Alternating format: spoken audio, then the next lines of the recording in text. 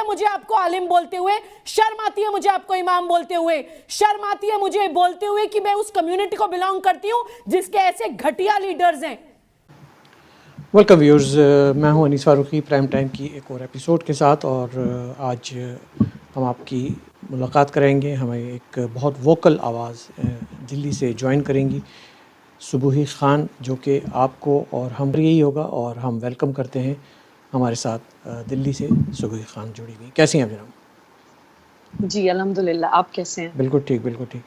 तो जो इस वक्त नैरेटिव बिल्डिंग की कोशिश की जा रही है मुख्तलिफ़ एरिया से, फ़ेक न्यूज़ को भी यूज़ किया जा रहा है, सोशल मीडिया को भी यूज़ किया जा रहा है। आप ख़ुद वहाँ मौजूद हैं, इस वक्त दिल्ली में मौजूद हैं, हिंदुस्तान में रहती हैं, और भारतीय मुसलमान होने के नाते आपको डर लगता है भारत में क्या?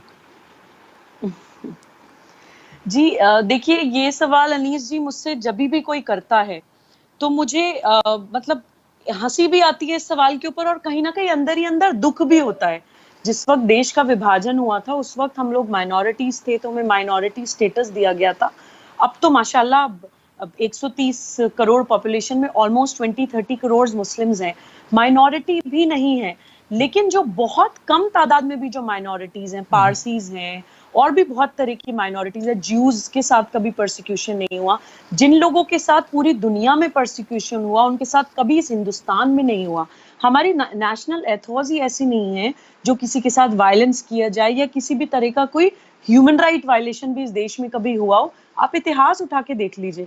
फिर भी बहुत दुख होता है जिस तरह का नैरेटिव ये लोग सेट करते हैं। मैं एक भारतीय मुसलमान हूँ और मैं पूरे यकीन के साथ कह सकती हूँ कि इस दुनिया में कहीं कोई कंट्री ऐसी नहीं है जहाँ पे पूरे वकार के साथ, पूरी इज्जत, पूरे सम्मान और पूरे कॉन्स्टिट्यूशनल फंडामेंटल राइट्स को एंजॉय करते हुए मुसलमान एकदम हक के साथ रहते हैं। तो ये बहुत गलत नैरेटिव ये लोग सेट करते हैं। डर तो छोड़िए, मैं बहुत फक्र के साथ रहती हूँ अपने देश में एज एन इंडियन मुस्लिम। तो किसको फिर दोष दिया जाएगा इन चीज़ों का, इस पूरे एक फेयर मॉन्गरिंग का, एक फेक नैरेटिव बिल्डिंग का? इसको किसको दोष देंगे फिर हम? किसको कसूरवार ठहराएंगे? जी देखिए अनीस जी, ये क्वेश्चन इतना सिंपल नहीं है। इसमें दो तरह की पावर्स काम करती हैं, जिसको मैं धर्म सत्ता और राज सत्ता का खेल कहती हूँ।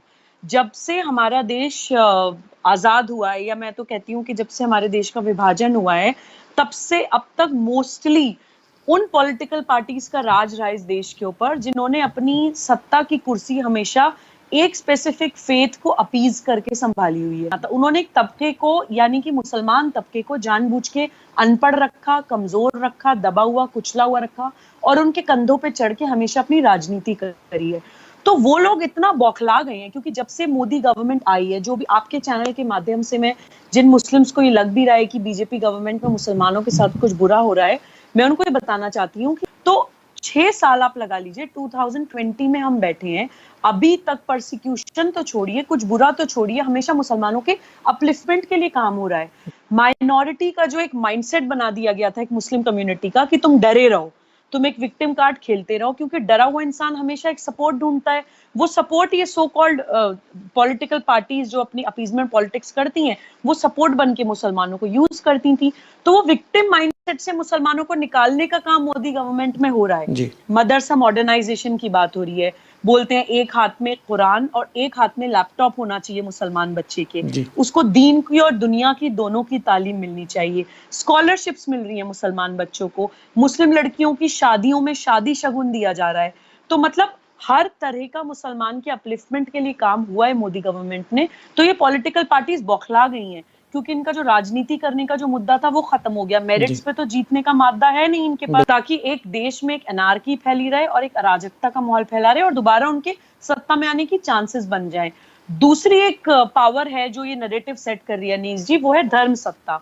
जैसा कि हम सभी लोग जानते हैं कि प्रॉफिट मोहम्मद सल्लल्लाहु अलैहि वसल्लम के वफात के बाद इस्लामिक सोसाइटी दो पार्ट्स में बट गई थी। एक है स्पिरिचुअल इस्लाम, एक आध्यात्मिक इस्लाम जो मोहब्बत की बात करता है, प्यार की बात करता है, देशभक्ति की बात करता है। एक इस्लाम का वो सेक्ट जिसको इस्लाम का नाम देना भी गलत है, जो कि पॉलिटिकल इस्लाम है, जो सिर्फ तलवार की नोक पे सत्ता फैलाने वाला इस्लाम है, जो हुजूर की विरासत को हथियाने वाले लोग हैं या हुजूर की नस्लों को खत्म करने वाले लोग हैं। वो एक आतंक वाली जो मानसिकता है, वो जो सेक्ट है, उस सेक्ट ने इस्लामिक सोसाइटी को बहुत हद तक हाईजैक कर लिया है। बिल्कुल। और उन लोगों का एजेंडा इस्लामिक स्टेट बनाने का है पूरी दुनिया में। स्पेसिफिकली उनका एजेंडा जो गजवाई हिंद है, जो हमेशा भारत के खिलाफ खड़ा रहता है, उनका एजेंडा ही है हमारे कल्चर से तोड़ना। और क्योंकि बीजेपी गवर्नमेंट हमारी संस्कृति की बात करती है, हमारे इतिहास की बात करती है, भारत को उसकी पुरानी कल्चरल हेरिटेज से जोड़ने की बात करती है, तो ये लोग धर्म सत्ता वाली भी जो पावर्स हैं, ये भी एक एंटी बीजेपी नैरेटिव चलाती हैं, क्योंकि उनका काम है भारतीय मुसलमान को भारत से तोड़ना। मैं उन मुस्लिम से भी ये पूछना चाहती हूँ कि जब हजरत अली के ऊपर अटैक हुआ था, क्या वहां पे आरएसएस, मोदी और बीजेपी थे? या जब प्रॉफिट मोहम्मद सल्लल्लाहु अलैहि वसल्लम की नस्लों को खत्म किया गया, उनको मारा गया, जब नाराए तकबीर का नारा लगा के, वो सब हाजी थे, वो सब बहुत ज्यादा इस्लामिक टाइटल्स लिए हुए ही लोग थे। तो ये प्लीज ये नैरेटिव मत सेट करिए कि मुसलमानों के खिलाफ बीजेपी है या मोदी जी हैं या आरएसएस हैं। मुसलमानों के खिलाफ हमेशा मुसलमान ही खड़ा रहा है, जो मुसलमानों के ढोंगी आशिक हैं वो खड़े रहे हैं, इस्लाम का झूठा झंडा लेके जो फहराते हैं वो खड़े रहे हैं। आप इस्लामिक कंट्रीज में लाके देख लीजिए, जाके देख लीजिए, वहां क्या बीजेपी आरएसएस है? कितनी फिरका परस्ती है, एक फिरका दूसरे फिरके को मार रहा है, कुछ फिरकों को मारना जो है वो वाजिब कत्ल माने जाते हैं कुछ फिरके। तो ये सब कोई हिंदू नेम्स नहीं है जो आप लोगों को मार रहे हैं। ये इस्लाम के अंदर ही इंटरनल क्लैशेस इतने ज्यादा हैं जो हमें समझना पड़ेगा। दूसरा, एक आपने बहुत अच्छी बात बोली कि ये लोग जो रहबर बनते हैं, अब जैसे शाहीन बाग में इन लोगों ने प्रोटेस्ट करने के लिए औरतों को बैठाया हुआ था, जब कोरोना फैला, जब ये महामारी फैली, तो एक भी उन लोगों का सो कॉल्ड लीडर ना तो उन लोगों को सैनिटाइजर देने के लिए या मास्क देने के लिए या किसी भी तरह की अवेयरनेस देने के लिए वहां पे दूर दूर तक मौजूद नहीं था।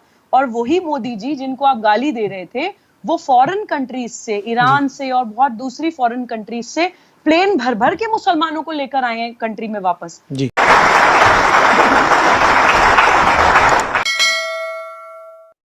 मैं समझता हूँ कि दुनिया में एक ही सक्सेसफुल डेमोक्रेटिक मॉडल है, वो है इंडिया, जिन्होंने दुनिया की लार्जेस्ट डेमोक्रेसी होने का, जहाँ पे hundreds of culture, hundreds of languages and hundred of रंग और खुशबू और गुलदस्ता बिखरा हुआ है, उसको जोड़ के रखा हुआ है।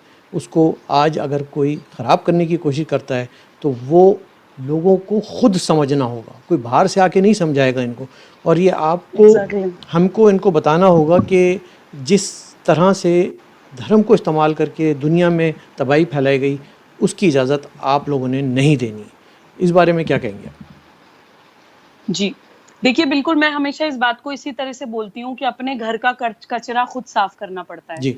मैं हमेशा इसी तरह से बोलती हूँ कि मुस्लिम समाज को खुद ये एक लीडरशिप लेनी पड़ेगी, जो मुस्लिम समाज में जो रैशनल माइंड्स हैं, क्योंकि अनफॉर्चुनेटली जिन लोगों को कट्टरवादी बना दिया जाता है, उनकी तो ब्रेन वॉशिंग बचपन से इतना सिस्टमैटिक वे में होती है कि उनके लिए बहुत टफ होता है कोई भी अपनी सोच से विपरीत किसी भी विचारधारा को एक्सेप्ट करना। लेकिन जो लोग रेडिकलाइज नहीं है, फॉर्चुनेटली ब्रेन वॉश नहीं है, या सिर्फ कंफ्यूज्ड हैं, या एटलीस्ट सीकर हैं, जो सोच रहे हैं कि क्या हो रहा है, क्यों हो रहा है, उनको मैं बोलती हूँ कि जरूर थोड़ा सा इंडियन हिस्ट्री, थोड़ा सा इस्लामिक हिस्ट्री प्लीज जरूर पढ़ें, कुरान को अपने मायने से पढ़ें, प्रॉफिट मोहम्मद सल्लल्लाहु अलैहि वसल्लम की जो लाइफ है, जो उन्होंने टीचिंग्स, जो अपनी जिंदगी में जो वो जी कर हमें जो मैसेजेस देकर गए हैं, उनके रास्ते पे हम लोग चलें।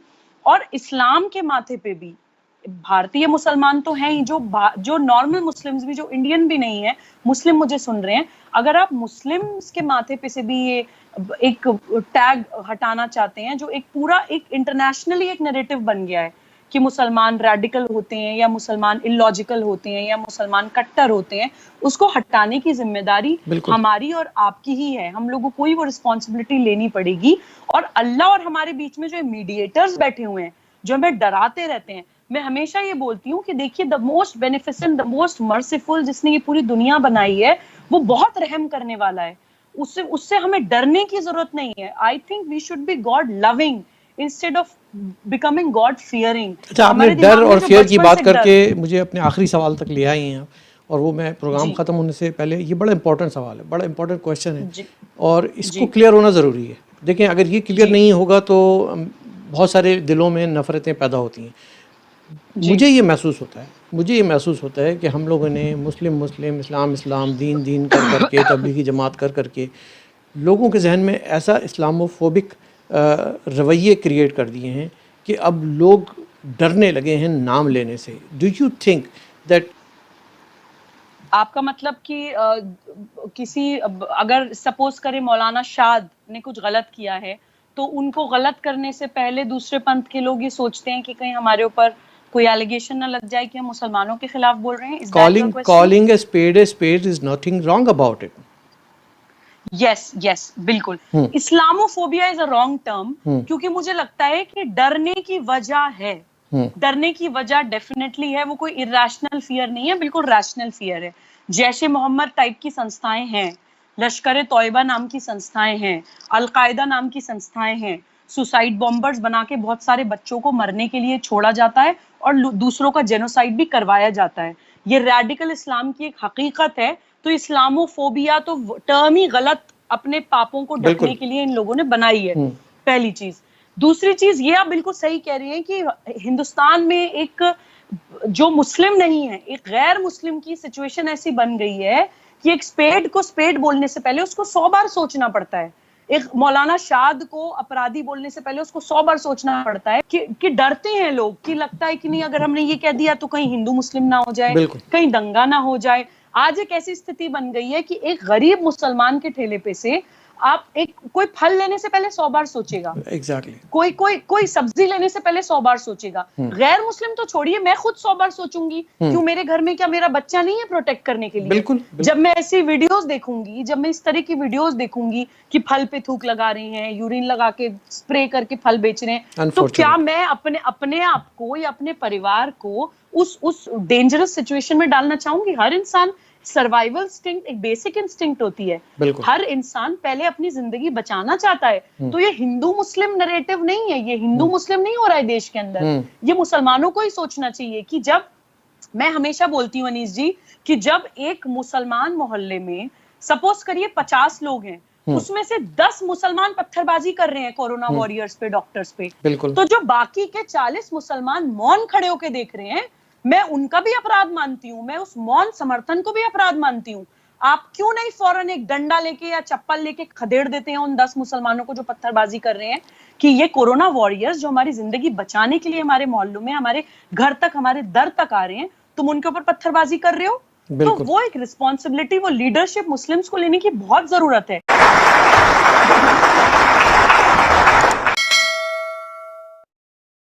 सुबी खान, हिंदू धर्म से इतनी नफरत क्यों? मेरा फिर से सवाल वही।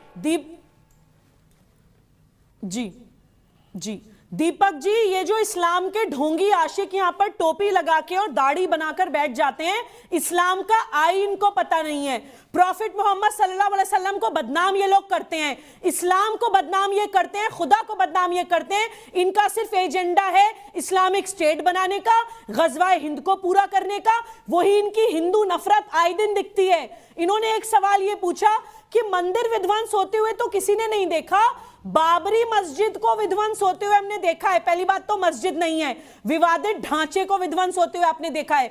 दूसरा, 92 का विवादित ढांचा विध्वंस तो आपको दिख गया। 1992 में ही कश्मीरी पंडितों को मार काट करके कश्मीर से भगाया गया, मस्जिदों से नारे तकबीर के नारे हुए, पूरे ऐलान हुए बाकायदा, उनके साथ मास रेप, मर्डर, स्लॉटर हुआ, वायलेंस की हदें पार कर दी गई। वो नहीं देखा आपने, या आपकी मानसिकता के लोगों ने?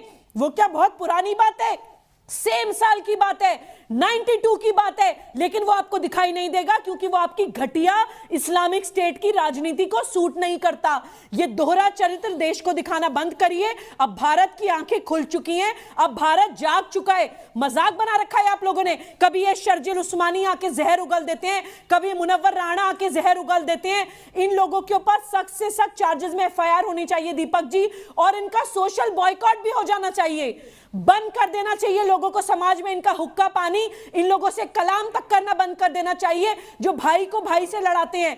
हिंदू एक राष्ट्रीय पहचान है, Hindu is a national identity. मैं मुसलमान होते हुए भी हिंदू हूं। आप कैसे हिंदू मुस्लिम को अलग कर सकते हैं? आप कैसे बोल सकते हैं कि सनातन धर्म अलग है और इस्लाम अलग है? सनातन धर्म का मतलब पहले जानिए, पहले समझिए। सनातन धर्म का ना कोई आदि है ना कोई अंत है, उसमें इतने वाद हैं कि पूरी दुनिया का हर पंथ उसमें समा जाता है। इस्लाम भी एकेश्वरवाद को मानता है, एकेश्वरवाद भी सनातन धर्म का एक वाद है। आप कैसे अपनी राजनीति करने के लिए इंसानों की लाशों पे राजनीति करते हैं? शर्म आती है मुझे आपको आलिम बोलते हुए, शर्म आती है मुझे आपको इमाम बोलते हुए, शर्म आती है मुझे बोलते हुए कि मैं उस कम्युनिटी को बिलोंग करती हूं जिसके ऐसे घटिया लीडर्स हैं।